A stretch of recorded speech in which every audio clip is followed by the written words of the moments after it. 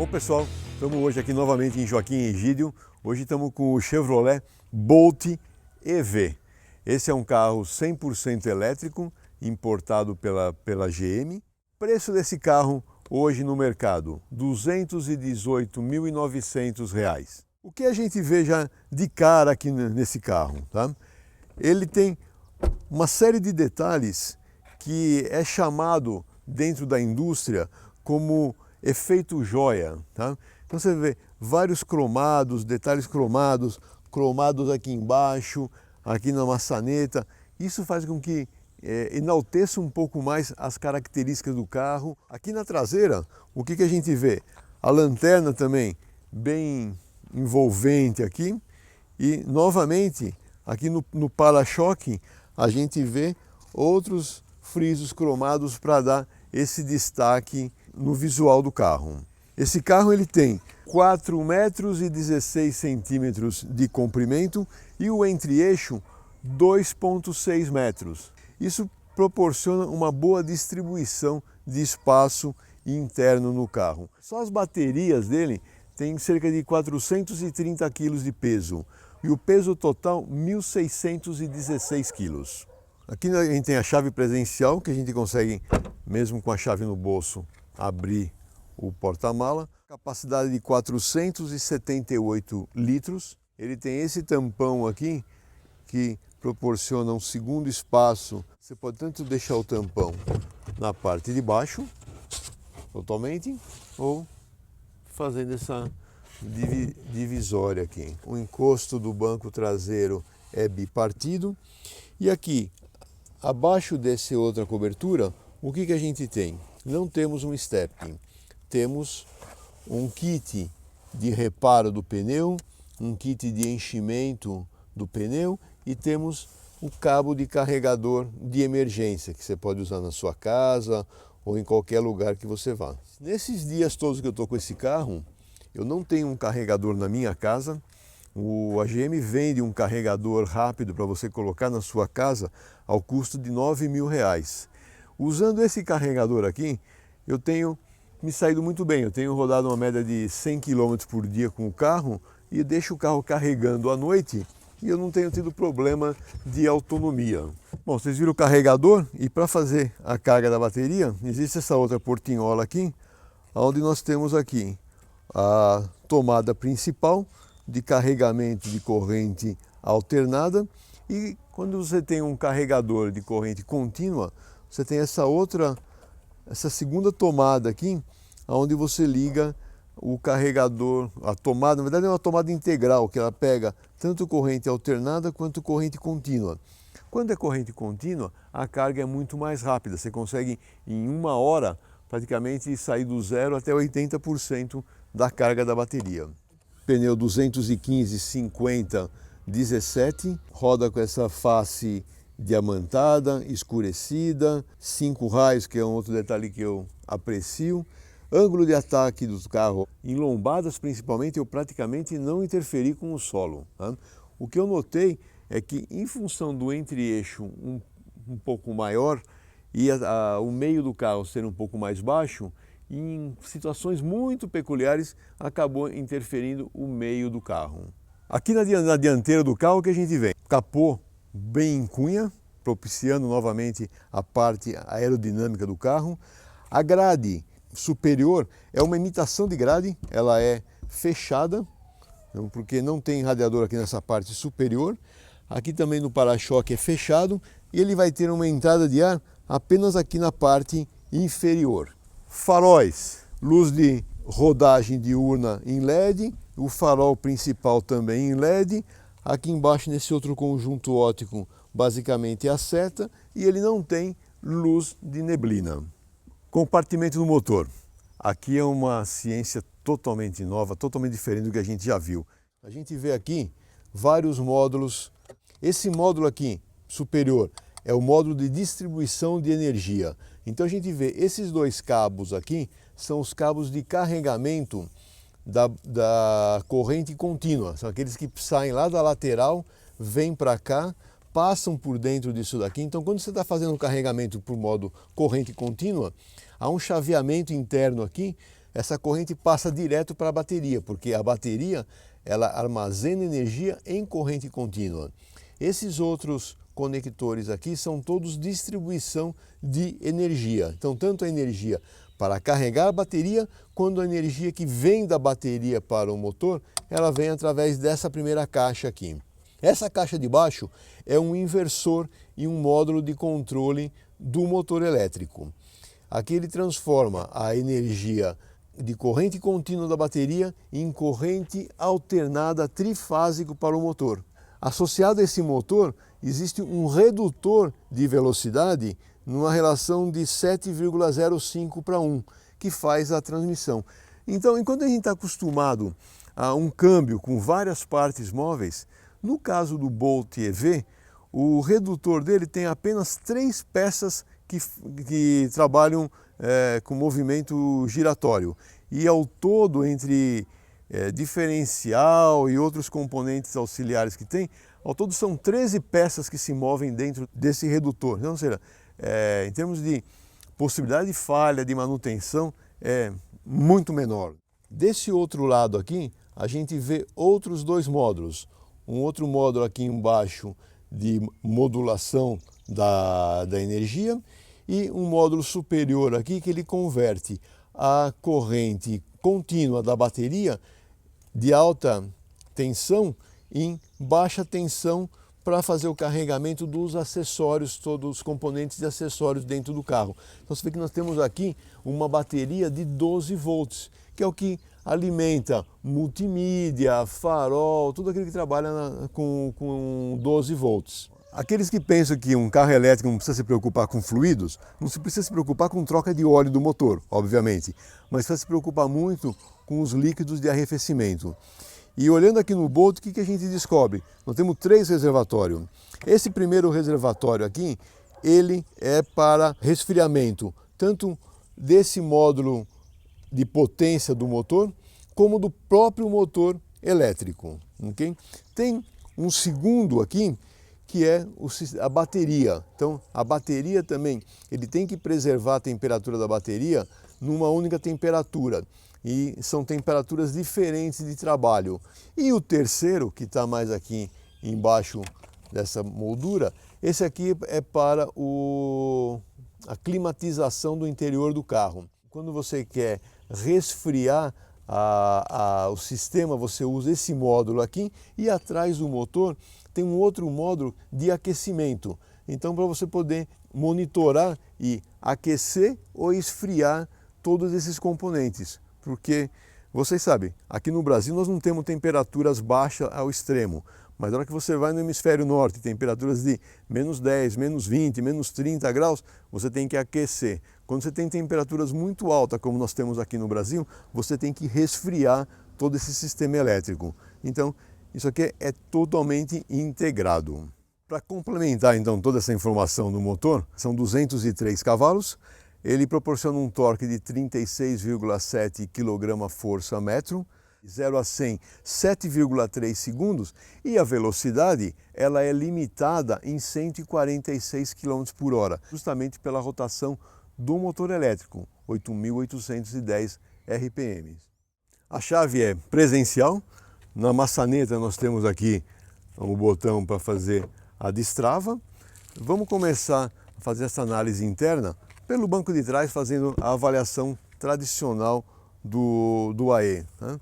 O que a gente já vê aqui logo de entrada são 2 borrachas de vedação. Então você tem aqui uma borracha externa, uma borracha interna. Isso aqui é bom para ruído de vento, é bom para entrada de poeira, para evitar a entrada de poeira, obviamente. E a nossa avaliação tradicional aqui, a gente tem aqui um espaço bom para os joelhos.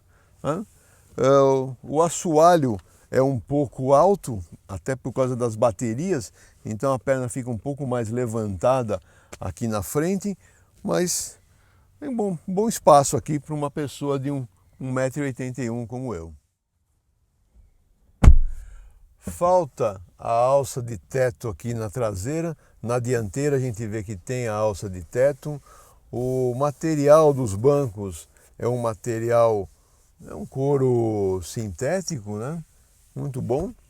Conforto, forro de teto na cor clara, um espaço que até parece maior do que o carro é realmente. Para o conforto do ocupante traseiro aqui, a gente vê duas conexões USB aqui, um porta-revista apenas nesse banco do lado direito, um descansa-braço central aqui, com apoio para porta-copos. O assoalho ele é plano, ou seja, não tem um inconveniente para o passageiro do banco, no passageiro central, para os pés aqui, mas também não tem tanto espaço assim, né? É um carro que acomoda bem dois adultos e mais uma criança ou um adulto pequeno aqui no meio. Bom, vista toda essa parte aqui do carro, nós vamos para o posto de gasolina, levantar o carro e olhar por baixo os detalhes.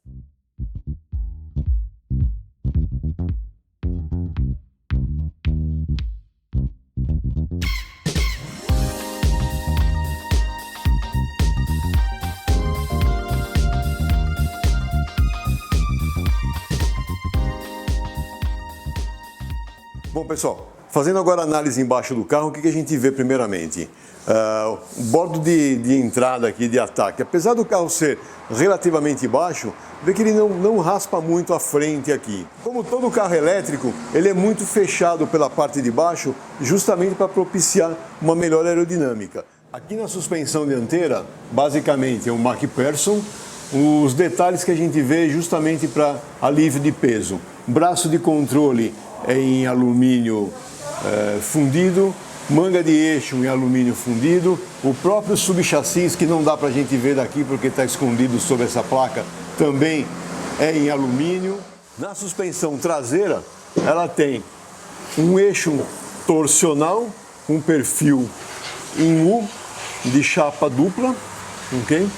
A gente vê aqui molas helicoidais, amortecedor pressurizado, o freio a disco na traseira, na dianteira é disco ventilado, na traseira é um disco sólido. Todo esse pacote é o pacote de baterias do carro que dão toda a autonomia para ele.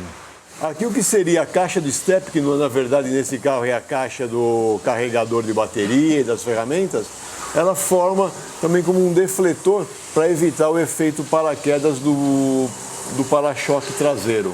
Bom, agora que já fizemos toda essa análise por baixo do carro, nós vamos sair para rodar um pouco para ver, tanto na cidade quanto na estrada, alguns comportamentos. Vamos já mostrar alguns detalhes para vocês. Primeiro aqui a ativação do carro. Apertamos aqui, praticamente não tem o ruído, é só os ruídos de ventilador ou de bomba de líquido de arrefecimento. Posição de dirigir. O volante tem o ajuste de distância e de altura, fica fácil de achar uma boa posição. Mesma coisa acontece com o banco, temos regulagem de altura também. Alavanca, basicamente a alavanca de câmbio é muito parecida com uma alavanca comum. E vamos mostrando alguns detalhes aqui.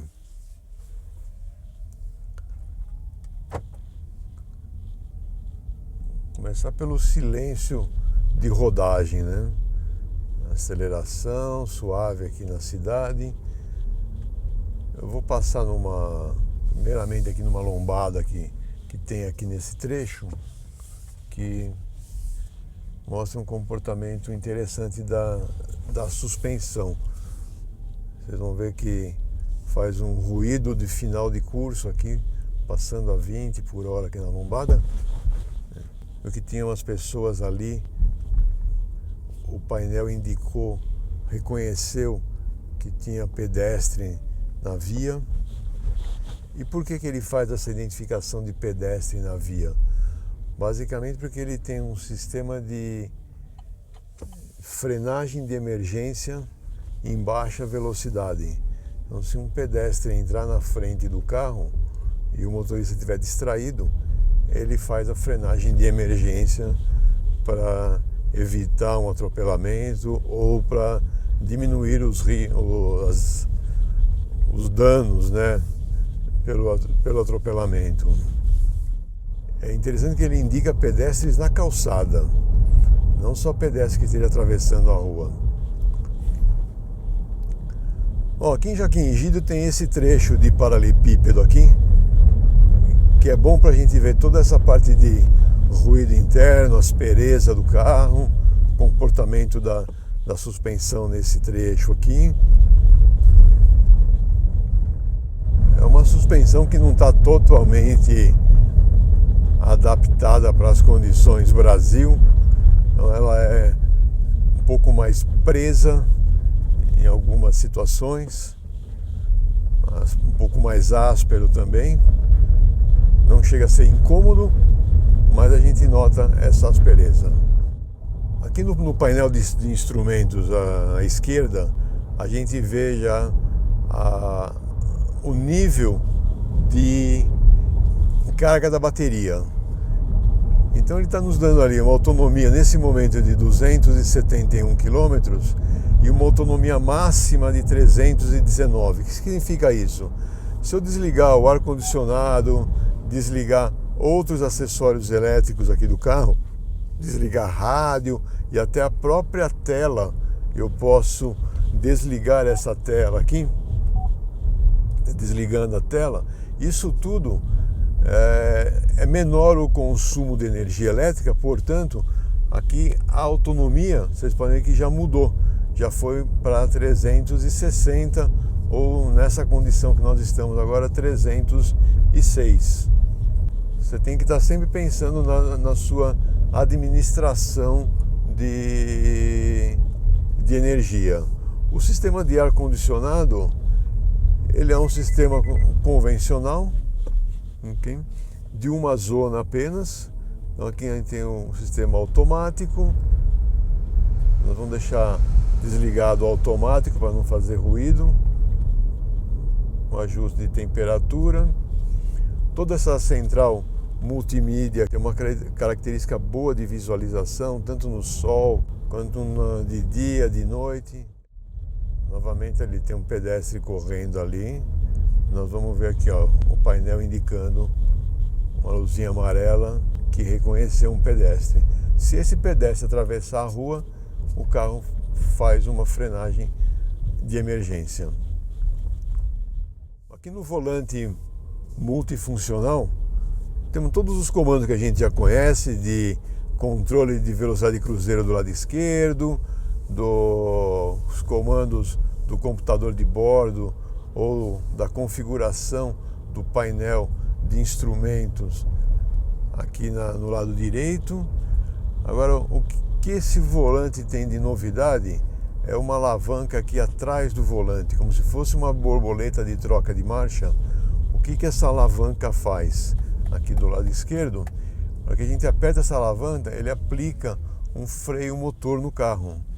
Então, se você está dirigindo, você, por exemplo, o semáforo ali na frente, fechou o semáforo, você quer diminuir a velocidade, então você simplesmente aperta essa alavanca, o carro tem uma diminuição de velocidade sem você aplicar o freio. As luzes de freio atrás acendem, indicando que o carro está sob desaceleração. Então isso é bem útil. O que eu tenho visto nos carros elétricos é que cada fabricante está inovando, trazendo alguma coisa diferente. Provavelmente isso no futuro que vai acontecer. Aquilo que for melhor aceito pelos usuários deve ser implementado por todo mundo, e aquilo que não for muito bem aceito vai acabar sendo descartado, como acontece com muitas coisas, né? Além desse recurso da borboleta do lado esquerdo aqui, a gente tem um outro recurso, que é puxando a alavanca de câmbio para trás aqui, a gente entra no modo L, que aparece ali no quadro de instrumentos. O que é esse modo L? É o modo de você dirigir praticamente com um pedal apenas. Então você consegue dirigir o carro, acelerar e frear apenas com o pedal de acelerador.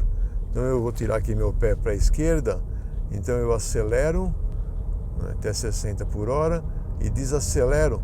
Só de tirar o pé do acelerador o carro já entra no modo de frenado.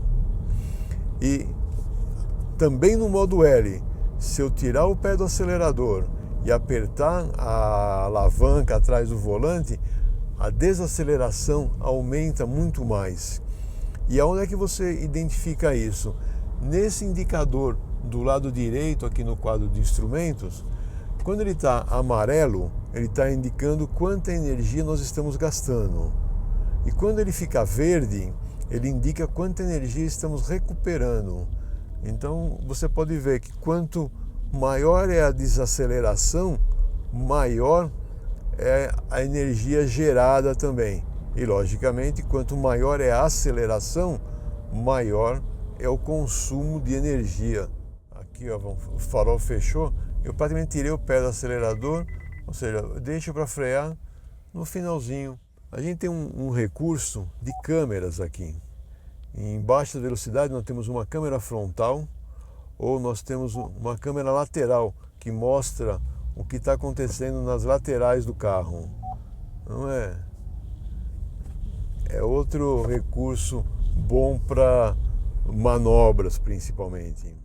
Outros sistemas de segurança e de ajuda ao motorista é o sistema de permanência em faixa, que ele pode ser ligado e desligado aqui por esse botão no volante.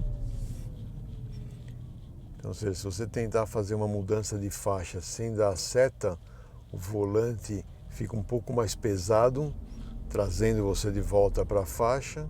Temos os alertas de ponto cego no retrovisor dos dois lados.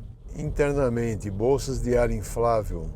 São 10 bolsas de ar inflável que tem nesse carro, ou seja, bastante segurança. O espelho retrovisor, ele não é aquele tradicional eletrocrômico que a gente conhece de outros modelos. Ele tem um detalhe diferente. Ao mudar aqui, o espelho ele passa a ser uma câmera traseira. À noite, eu dirigi o carro à noite já, fica muito legal esse sistema aí. E você tem alguns ajustes aqui, nesses botões aqui embaixo. Você pode ajustar a luminosidade, você pode abaixar ou aumentar a luminosidade. Você pode fazer um zoom, certo? Ou então você tem também um ajuste de altura. Você pode abaixar ou levantar o ângulo de visibilidade. Na hora que a gente volta aqui, volta para o espelho normal que a gente conhece. Para quem gosta de se divertir mais um pouco, aqui na central multimídia também tem aqui um gráfico que ajuda a entender a hora que a energia está indo da bateria para as rodas dianteiras, é o caso agora, ou quando a gente freia, a energia indo da roda para a bateria. Bom, estamos aqui agora na Estrada das Cabras, em direção ao Pico das Cabras em Joaquim Egídio. Uma coisa que eu lembrei que o Chevy Bolt, em 2017, ele foi eleito nos Estados Unidos como o carro do ano. E realmente vocês veem que toda essa tecnologia que ele tem está muito bem acertado. O interior dele é bem, apesar de ser em muitos pontos o tal do plástico, né? Plástico, mas é muito bem feito. Esse friso, aquele, tanto externamente como internamente, esse modo de joia, né, que se chama na indústria, é muito bem elaborado nesse carro aqui também. O comportamento da suspensão, ele é bem mais preso do que é o normal para carros no Brasil. Nessas irregularidades do asfalto aqui, ele acaba acompanhando bastante, não é desconfortável, tá? Mas ele é bem mais preso, dando a sensação mais para um carro esportivo do que para um carro de família, ou com a maciez desejável para uma família, né? O sistema de direção elétrico, né? assistência elétrica, ele tem uma boa progressão de esforço, a centragem também é muito boa, né? Então, agrada bastante, dá bastante segurança para fazer essas manobras.